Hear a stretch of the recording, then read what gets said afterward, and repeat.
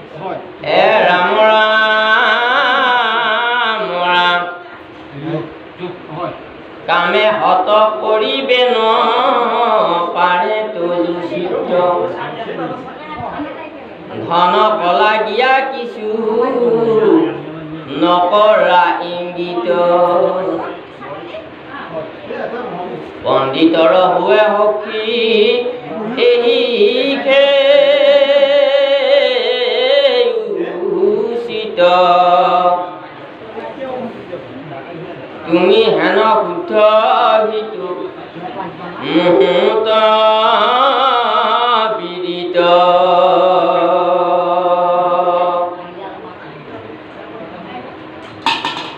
কামে হত কৰিবা কন পাৰ যেবে গৃহস্থৰ কৰ্ম কেনে আচৰিবে মনে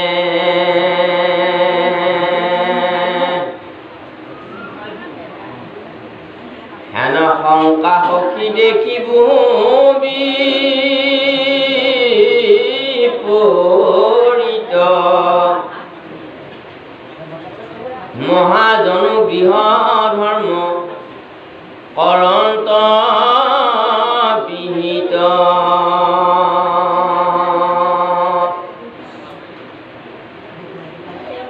যিটো মহাজন হয় মুহূৰ্ত ভকত মোহৰ কথাত যাৰ চিতয়ো নমত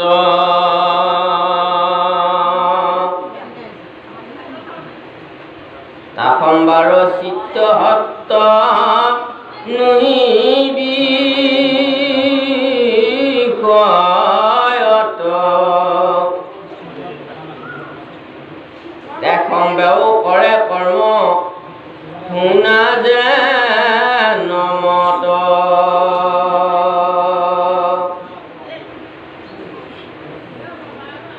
সদৃশ সুন্দৰী চাহি বিহা কৰে নাৰী পিন্ধৈ গন্ধ চন্দন বসন লাখ কৰি পুত্ৰ দুহিতা তাৰো কৰাও বিবাহ সৰ্বক্ষণে নেৰে কৃষ্ণ কথাৰ উৎসাহ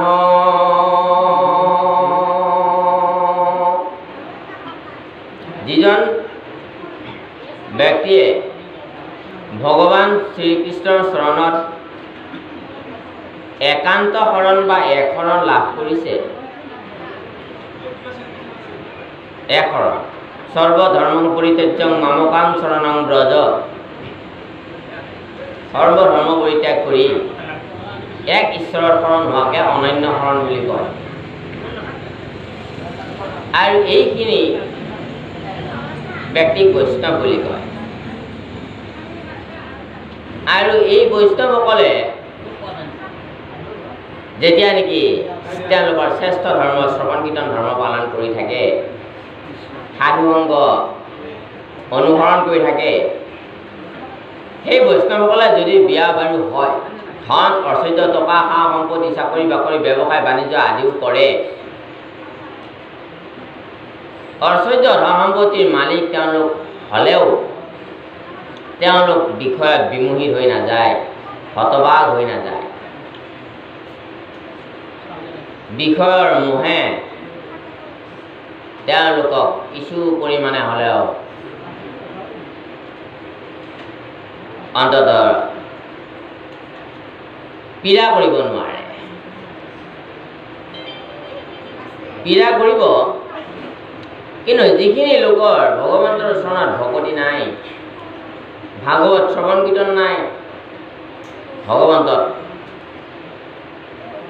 শৰণ নাই সাধু অংগ অনুসৰণ নকৰি কেৱল বিষয় বাসনা ঐশ্বৰ্য ধন ভোগ ভোগবাদতে যিসকলে ব্যস্ত হৈ আছে, বিষয়তে যিসকলে ৰত হৈ আছে,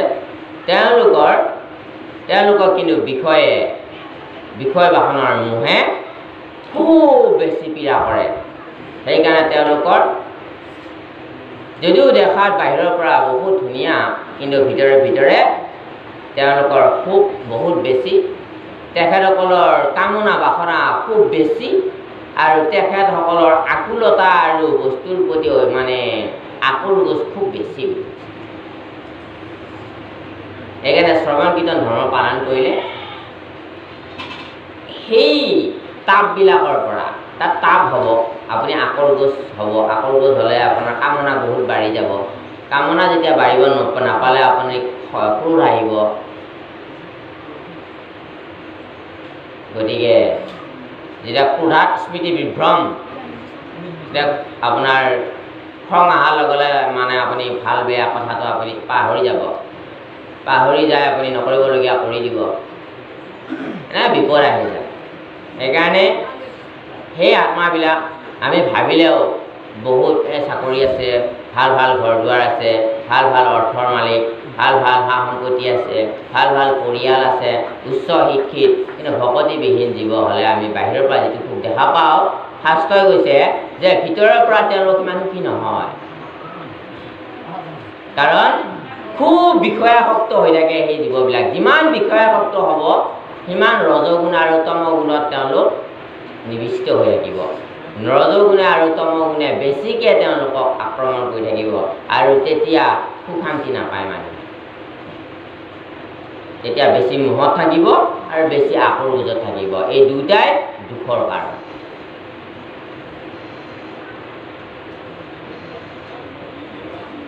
ত্বক চক্ষু মুখ নাক নাসিকা শ্ৰৱণ, এই 6 শত্ৰু আদি পৰম দুৰ্জন। ত্বক মানে ছাল, ছাল আমাৰ কেতিয়াবা শত্ৰু হয়, হয় নহয়?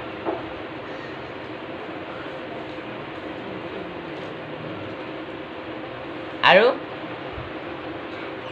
চক্ষু,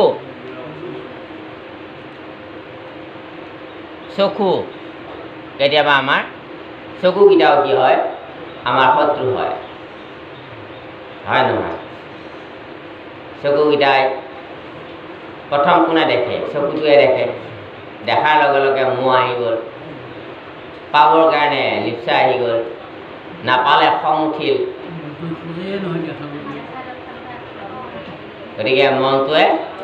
যদিও আমাৰ সেইটো অপ্ৰাপ্য আছিলে, সেইটো ল'ব বিচাৰিলে যদিও পাপ হয়, তথাপিতো মনটোৱে মনে মনে যায় নামানে। সেইকাৰণে চকু শত্ৰু।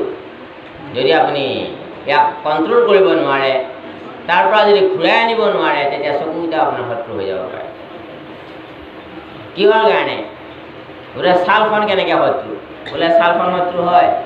বোলে আমি ছালতো কেতিয়াবা যাওঁ। বৰ সুন্দৰী এজনী যুৱতী দেখা পাইছোঁ, বা ইমান ধুনীয়া। যুৱতী এগৰাকীয়ে সুন্দৰ যুৱক এজন দেখা পাইছে, বা ইমান ধুনীয়া শৰীৰৰ ৰং, ছালৰ ৰং। কেতিয়াবা বিধিয়ে বিধানত নিদিলেও কেতিয়াবা ইজনে সিজনক কেতিয়াবা হয়তো লগ পাব বিচাৰে। চালে এইটো ছাল শত্ৰু হ'লে নাই? চালে চাব মন, তাৰপিছত মনটো শত্ৰু। যদি আপুনি নিজক তাৰ পৰা ঘূৰাই আনিব নোৱাৰে, তেতিয়া শত্ৰু। আপোনাৰ আপোন শত্ৰু, আপোনাৰ আপোন মিত্ৰ, আপোনাৰ আপুনি ৰাখে মাৰে। হৰিক নভজিনৰ আপুনি হোৱা নষ্ট, হৰি ভজি আপোনাক কাৰে। যেতিয়া হৰি ভজনা কৰা যায়, তেতিয়া কিন্তু গোটেইকেইটা বস্তুৱে মৃত্যু হৈ যায়। হৰি ভজনা নকৰিলে ইহঁত ইমান বিষয়াসক্ত হৈ যায়, কণ্ট্ৰল কৰাটো খুব কঠিন হৈ যায়। কাৰণ হৰি ভজনাক ভাগৱত শ্ৰৱণ কীৰ্তন হ'ল হৰি ভকতিৰ শ্ৰেষ্ঠ ধৰ্ম। ভাগৱত শ্ৰৱণ কীৰ্তন কৰিলে, কথা শুনিলেহে গুচে মনৰ সংশয়, কৃষ্ণৰ সাঙৰত যেতিয়া একেবাৰ হয়। আৰু লগতে তেতিয়া মনৰ সংশয়বিলাক দূৰ হ'লে আমাৰ মনত কি আহি যায়? সংযম গুণটো আহি যায় লাহে লাহে।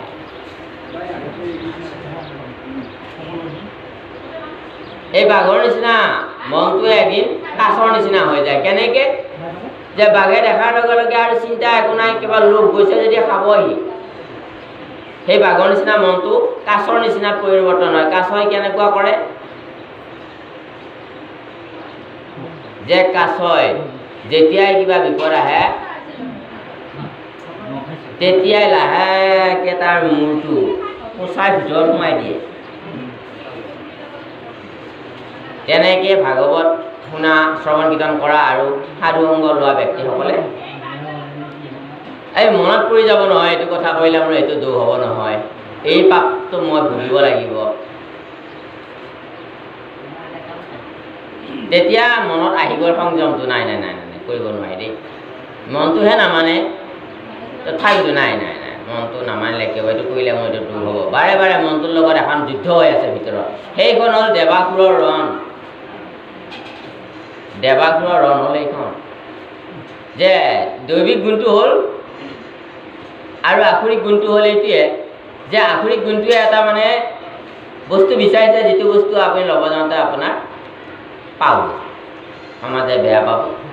ঈশ্বৰে বেয়া পাব গুৰুৱে বেয়া পাব আপোনাৰ পাপ ৰূপে আমি জানো সেইটো হ'ল আখৰিক এতিয়া আপুনি মনে যে ইচ্ছা কৰি আছে এতিয়া মনটোক বুজাব নোৱাৰে যিটো জ্ঞানে মনটোক বুজাইছে তুমি তাৰ পৰা উদ্ধাৰ হৈ আহা সেইটো বস্তু নানিবা তাক নুচুবা তাৰ ওচৰলৈ নাযাবা সেইটো নানিবা সেইটো নুচুবা এই বস্তুটোৱে যে বুজাই আছে সংঘৰ্ষ কৰি আছে কিন্তু মনটোৱে আকৌ যাব বিচাৰে এই সংঘৰ্ষটোৰ নাম হৈছে দেৱাসুৰৰ যুদ্ধ যদি আপুনি দেৱতাৰ জয় হ'ল তেনেহ'লে আপুনি বাচিলে আৰু যদি অসুৰৰ জয় হ'ল তেনেহ'লে আপুনি বিপদত পৰিব পাৰে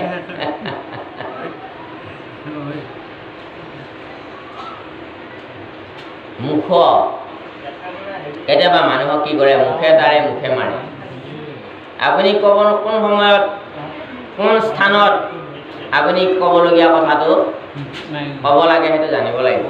আৰু কোন সময়ত আমি মৌন হৈ থাকিব লাগিব সেইটো জানিব লাগিব যদি এই কথাটো আমি জানা নাযায় আৰু জানি উঠি যদি নিজৰ মুখখনক যদি সময়ত সংযম কৰা নাযায়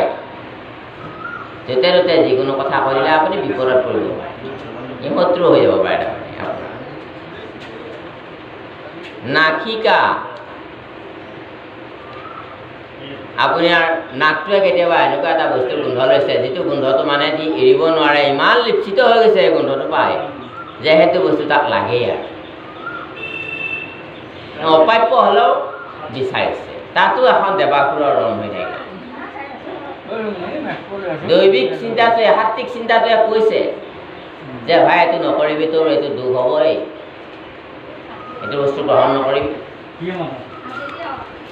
কিন্তু নাকে ইমান ধুনীয়া সুগন্ধি পাই গ'ল মানে সেইটো বস্তুৰ প্ৰতিহে আকৰ্ষণ নহ'লে আমি এতিয়া মনটোক বুজাব পৰা নাই নাকে যিটো বিচাৰিছে অপ্ৰাপ্যটো যিটো ল'লে দুখ হয় পাপ হয় সেইটো আখৰি আৰু যিটোৱে বুজাইছে সেইটো হ'ল দৈবিক গুণ দেৱাসুৰৰ ৰণ এই নাক আৰু নাকৰ লগত আমাৰ চলি থাকে নাকো আমাৰ শত্ৰু হ'ব পাৰে শ্ৰৱণ মানে হ'ল শুনা আমি কিবা এটা কথা শুনিলোঁ শুনাৰ লগে লগে বাহ হয় নেকি ৰাৱণে সীতাৰ ৰূপৰ কথা শুনিছিলে শূৰ্পণখাৰ মুখত তেতিয়া মোহিত হৈ গৈছে অঁ মইতো মিথিলাত তেওঁতো আহিছিলে শৰধনু ভাঙিব নোৱাৰি ঠেকেচা খাই পৰি গৈছিল লাজে অপমানে সীতাক নাপাই ঘূৰি গৈছিল লংকালৈকে কিন্তু ৰাৱণ বেশত অহা নাছিল ছদ্ম বেশত আহিছিল কিন্তু সীতাকটো তাতে দেখা পাইছিল বিশ্বমোহিনী আছিলে সীতাতো লক্ষ্মী ৰাৱণৰ লগে লগে তাৰমানে একদম আজি ঘৰৰ ওচৰতে মোৰ সীমাতে পাইছোঁ গতিকে লৈ আহোঁ শূৰ্পণখাৰ কথা শুনি ৰাৱণে আৰু কাকো সোধা নাই আৰু চিধাই আহিছে আৰু আহি ছল কৰি লৈ গ'ল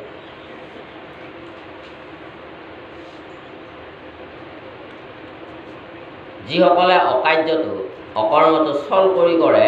সেইজন মানুহৰ মানুহে ৰাক্ষ ৰাৱণ হয় নহয় মনৰ ৰাক্ষস এনেইতো খাৱাৰ ৰাক্ষসটো নহয় ৰাৱণ সেই কাৰোবাৰ খাৱাৰ ভোগৰ ইচ্ছা বিভিন্ন ভোগৰ বিভিন্ন লালচা মানুহ কাৰোবাৰ ইন্দ্ৰিয় ভোগৰ ইচ্ছা ইন্দ্ৰিয় ভোগো বেলেগ বেলেগ বেলেগ বেলেগ আছে শুনা খোৱা শুঙা স্পৰ্শ কৰা ইন্দ্ৰিয় ভোগবিলাকো বেলেগ বহুত বেলেগ বেলেগ ধৰণকে আমি ভোগ কৰোঁ আমি কৰি থাকোঁ অনুভৱ নকৰোঁ আমাৰ মাজত নিৰন্তৰ দেৱতা আৰু অসুৰৰ ৰংখন চলি থাকে সাত্বিক গুণটো এফালে আৰু ৰাজসিক তামসিক গুণ এফালে ৰাজসিক তামসিকে আমাক ভোগলৈকে টানি দিয়ে এনে দুখ হ'লেও পাপ হ'লেও হিংসা হ'লেও টানি দিয়ে যেনে আমি জানো যে আমাৰ ভাগৱত ধৰ্মত প্ৰাণে হিংসা নাই বৈষ্ণৱ ধৰ্মত প্ৰাণে হিংসা নিষেধ কিন্তু আমি ইমান এটা সোৱাদ লাগি গ'ল জিভাত এতিয়াতো আমি এৰিব নোৱাৰোঁ মনটোৱে জানে প্ৰাণে হিংসা কৰিলে কিন্তু আমাৰ দুখ হ'ব কিন্তু মনটোৱে ভাবিছে বাহ ইয়াৰ সোৱাদটো বঢ়িয়া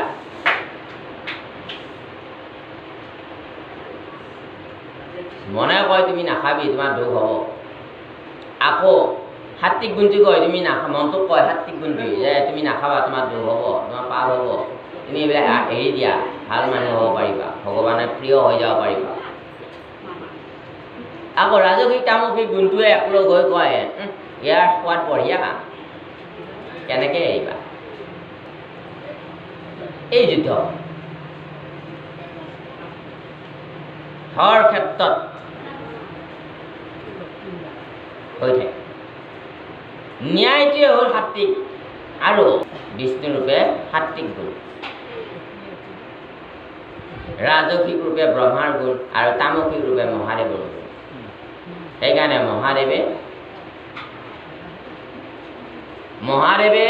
তম গুণত থকাৰ কাৰণে তেওঁ লগে লগে তাৰমানে ভগৱানৰ সেই বিশ্বমোহিনীৰ ৰূপত মোহিত হৈ গৈছিল নাই আমি একোজন মহাদেৱ আমিও মোহিত হৈ গৈছোঁ নে নাই আমি সংসাৰৰ সমস্ত বস্তুৰ প্ৰতি মোহিত হৈ আছোঁ আমিও মহাদেৱ আমাৰ লগতো সেই গুণ আছে মহাদেৱ আমাতকৈ বহুত গুণে চেষ্টা কৰে তেওঁ তৎক্ষণাত বুজি পাইছে ঈশ্বৰৰ মায়াটো আমি কিন্তু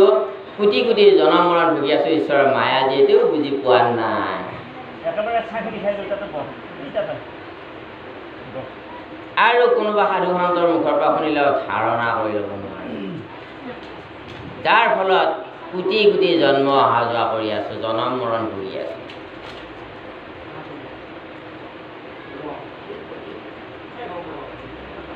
কিছুমান মানুহে আকৌ ধন সম্পত্তিৰ লোভতে সা সম্পত্তিৰ লিপচাতে আকৌ পশুবিলাক বলিও দিয়ে দে ভগৱানে কি বুলি কৈছে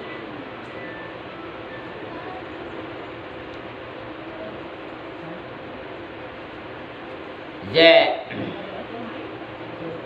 বাপ মামা খাই কিবা পুত্ৰৰ ৰুধিৰ কোনো কালে নিষ্ঠাৰ নাই সিটো পশু বধিৰ বাপক মাকে কিবা ল'ৰা ছোৱালীৰ তেজ খাব নেকি ভগৱান আমাৰ পিতৃ হয়নে নহয় আমি ভগৱানৰ সন্তান হয়নে নহয় এই চাৰিমুঠি জীৱই আমি ভগৱানৰ সন্তান ভগৱানে কেতিয়াও সন্তানসকলৰ তেজ নাখায় বাপক মাকে কেতিয়াও সন্তানৰ তেজ নাখায় পশু বধ কৰি যদি সা সম্পত্তি ধন ঐশ্বৰ্য কামনা বাসনা আদি সিদ্ধি বা লাভ কৰিব খোজা ব্যক্তিসকলে পশু বলি দিয়ে অনেক দেৱ দেৱতা পূজা কৰে যদি সিহঁতে যদি স্বৰ্গলৈ যায় তেনেহ'লে আৰু নৰকতনো কোনবিলাক যাব এই বুলি কৈছে পশু বধি কেনেমতে স্বৰ্গ আশা কৰে পশুবধকাৰীসকলে কেনেকৈ স্বৰ্গ আশা কৰে সি যদি স্বৰ্গ যায় নৰকতনো কোন পৰে সিহঁতে যদি স্বৰ্গত যায় ধৰ্ম কৰি হিংসা কৰি আকৌ নৰকত কোন পৰিব অৰ্থাৎ মানে পশুবধ কৰি পেলাই কি পশুবধ কৰি প্ৰাণী হিংসা কৰে যিসকলে নিজৰ লিপ্সা পূৰ্ণ কৰিব নিজৰ কামনা পূৰ্ণ কৰিব ওলাই তেওঁলোক নৰকলৈ যায় 84 নৰক ভুঞ্জি পাপৰ জুনিত গৈ উপজয় 84 লক্ষ নৰকত ভুঞ্জি থাকি শেষত পাপৰ দেহা লৈ আকৌ ক'ৰবাত আকৌ যাতনা খাই খাই বহুত বছৰ সংখ্যা থাকি আহি এটা সময়ত মানুহ জন্ম পাব এদিন ভগৱান কৃষ্ণ অৰ্জুনক সুধিছিলে বোলে প্ৰভু কিছুমানক তুমি ইমান ধনৱন্ত কৰি দিছা কিছুমানক ইমান ধুনীয়া যান বাহন আছে ঘৰ দুৱাৰ আছে বোলে কিছুমান ইমান দুখীয়া কি তেতিয়া ভগৱান কৃষ্ণই কৈছিলে যিসকলে মোৰ ভকতক খুব শুশ্ৰূষা কৰে অন্নদান দিয়ে আৰু ঘৰলৈ গৃহাগত ভক্তক খুব আদৰ কৰে তেওঁলোকক মই সুন্দৰ সুন্দৰ বাহন প্ৰদান কৰোঁ আৰু সুন্দৰ সুন্দৰ গৃহ প্ৰদান কৰোঁ বোলে প্ৰভু নপুংসকবিলাক যে হয় মানুহ নপুংসকো আছে এই নপুংসকবিলাক কিয় হয় তেতিয়া কৈছিলে গৰ্ভগীতাৰ কথাখিনি তেতিয়া কৈছিলে যে আপুনি যিসকল মানুহে ডিম বোলা বস্তুটোৰ পিছত আৰু নিদিয়ে সেইজনকৈ নপুংসকৰ জন্ম সাৱধান আজিৰ পৰা যদি কাৰোবাক ডিম বোলা বস্তু আছিলে তেতিয়াহ'লে দিব আজিৰ পিছত যদি নপুংসক হৈ জন্ম হ'ব খোজা নাই তেতিয়াহ'লে ডিম বোলাটো দিব লাগে আৰু সেইকাৰণে দাতা কৰ্ণই ডিম বোলাৰ পিছত শেষত পুত্ৰ যে কাটি দিব লাগিব সেইটো ভবা নাছিল শেষত নিজৰ পুত্ৰক কাটি ৰান্ধি শেষত ব্ৰাহ্মণক খুৱাইছিল তাৰমানে ডিম বুলি ক'লে যে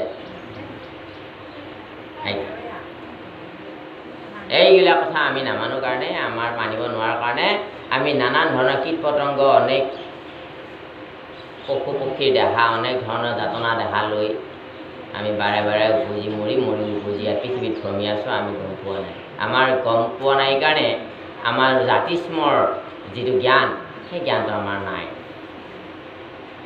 মানে পূৰ্বজন্মত কি আছিলোঁ সেই কথাটো আমি জানিব নোৱাৰোঁ সেই জ্ঞানটোক জাতিস্মৰ জ্ঞান বুলি কয় সেইকাৰণে আমি নাজানো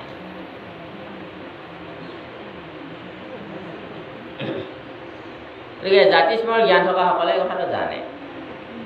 সেইকাৰণে নামঘৰ সুন্দৰকৈ লেপন কৰিব লাগে যিয়ে নামঘৰ লেপন কৰিব বাপ বান্ধৱে হওক ল'ৰা ছোৱালীয়ে হওক আই মাতৃয়ে হওক সকলো আগ্ৰহী হ'বলৈ থোৱাটো ভাল নামঘৰ মোচা মহা পুণ্য আছে ইক্ষাগু বংশৰ এজন জয়ধ্বজ নামৰ এজন ৰজা এদিন ৰজাই ৰাতিপুৱাতে উঠি গা পা ধুই সুন্দৰভাৱে নিজৰ নামঘৰটো মচি আছে এনেতে তেওঁৰ কুলপুৰোহিতজন আহি ক'লে আপুনি দেখোন নিজে মুচিছে আপোনাৰতো চাকৰ নাকৰ বহুত আছে লগোৱা কৰ্মচাৰী বহুত আছে ঠাই আছে আপুনি কিয় নিজে মুচিছে তেতিয়া তেওঁ কৈছিলে তেওঁ এটা জাতিস্মৰ গুণ আছিলে তেওঁ ভক্তিৰ বলতে এটা জাতিস্মৰ জ্ঞান লাভ কৰিছিল আৰু সেই জ্ঞানটোৰ বলত তেখেতে মানে ক'ব পাৰিছিলে তেতিয়া কৈছিল যে মই ইয়াৰ আগৰ জন্মত এজন মই যাজ্ঞবল্ক্য নামৰ এজন বৈশ্য মানুহ আছিলোঁ আৰু তেওঁ এনেকুৱা আছিল কাম হ'ল বেশ্যালয়লৈ যোৱা আৰু ওপৰৰ লোকৰ বস্তু চুৰ কৰা এনেকৈ জীৱন ধাৰণ কৰিছিল কাম বন একো নকৰে তেতিয়া ক'ত ধৰা পৰে মাৰপিট খায় ত'ত ধৰা পৰে মাৰপিট খায় এনেকৈ যায়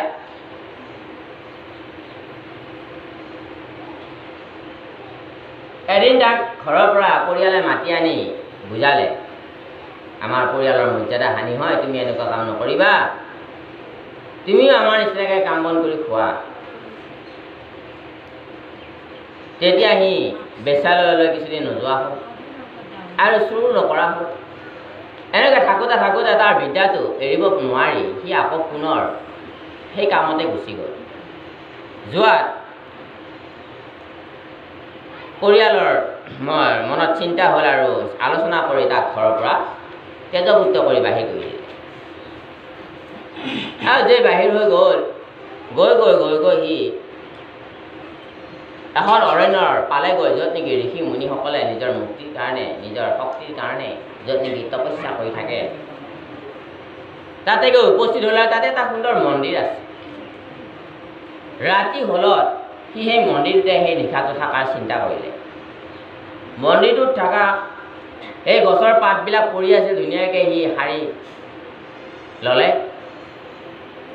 আৰু সি ভাবিলে এই মন্দিৰটো বহুত দিন আকৌ মোচা কাচা নাই, ওচৰতে এটা সৰোবৰ আছিল, তাৰ পৰা পানী অলপ আনি নামঘৰটো মুচিলে। মুচি দিয়াত এনেদৰে ৰাতি তেনেকৈ লঘনে ভোকে শুই থাকিল বেচেৰা। আৰু ৰাতি সপোনতে আহি সপোন দেখি আছে, টোপনিত ৰাতি টোপনিত সৰ্পই আহি দংশন কৰিলে আৰু বেচেৰা মৰি থাকিল। আৰু দ্বিতীয়বাৰ জন্ম হ'ল ইক্ষ্বাকু বংশত গৈ জয়ধ্বজ নাম লৈ। জাতিস্মৰ গুণৰ কাৰণে এই কথাটো তেওঁৰ মনত আছিল আৰু সেই পুৰোহিতজনক কৈছিল, সেইকাৰণে মই কোনো চাকৰ নাকৰ নলগোৱাকৈ মই নিজেই নামঘৰ লেপন কৰোঁ। নামঘৰ মচিলে সেই মৃত্তিকাৰ ৰেণুবিলাক যিমান মৃত্তিকাৰ ৰেণু চিটিকি যাব আৰু সিমান দিন সিটোজন থাকে বৈকুণ্ঠত বুলি কৈছে। গতিকে সেইকাৰণে নামঘৰ আমি নিজে নিজে মচিলে আমাৰ এইটো মহান পুণ্য এটা হৈ যায়। সেইকাৰণে নামঘৰ সদায় আমি নিজে আকৌ ঠিকা দিব নালাগে যে নামঘৰটো অমুকেহে মুচিব, আয়েহে মুচিব, বাপ জনাই নমচে, এইটো হ'ব নালাগে। আমাৰ বৈষ্ণৱী ধৰ্মত গুৰুসকলে সদায় নামঘৰ লেপন কৰিছিলে। আমাৰ ভকতসকলে গুৰুজনাৰ দিনত ভকতসকলে স্বয়ং শংকৰদেৱ গুৰুজনাই নামঘৰ লেপন কৰিছিল, মাধৱদেৱ গুৰুজনাই লেপন কৰিছিল, মথুৰা দাস আটাই লেপন কৰিছিল, শ্ৰীৰাম আটাকে আদি কৰি সমস্ত পৰমানন্দ আটাকে ভিতৰ কৰি গোটেই গোবিন্দ আটাকে আদি কৰি সমস্ত ভকতে নামঘৰ সাৰা মোচা লেপন কৰিছিল। এতিয়া আমাৰ মহাপুৰুষ শংকৰদেৱ গুৰুজনাৰ ভকতসকলে অন্নও বনাব জানে, পাঠ পঢ়িবও জানে, প্ৰসংগ কৰিবও জানে, খেতি কৰিবও জানে, নামঘৰো লেপন কৰে, নিজৰ কাপোৰো ধুই লয়, অল এভ্ৰিথিং কৰে। সেইকাৰণে আমাৰ গুৰুজনাৰ তাৰপিছত যোগাসনো কৰে, তাৰপিছত বৰগীতো শিকে, সৰু বাই ভাওনাও কৰে। সৰ্বগুণাকৰ আমাৰ গুৰুজন, এজন গুৰুৱে ইমানখিনি আমাক। তাৰপিছত শাস্ত্ৰও লিখে, তাৰপিছত ধৰ্ম প্ৰচাৰো কৰে, তাৰপিছত নামঘৰো বনায়, সত্ৰও বনায়, তাৰপিছত শৰণো দিয়ে। গতিকে আমাৰ ভকতসকল, গুৰুজনাৰ ভকতসকল এক গুৰুজন সৰ্ব যেনেকুৱা গুণাকৰ, আমাৰ ভকতসকলো তেনেকুৱাকৈ সৰ্বগুণাকৰ। সৰ্বগুণত তাৰমানে সৰ্বকৰ্মত পাৰ্গত, খেতিটো পাৰ্গত। তেতিয়াহে আচল শংকৰদেৱৰ ভকত বুলি মানা যায়।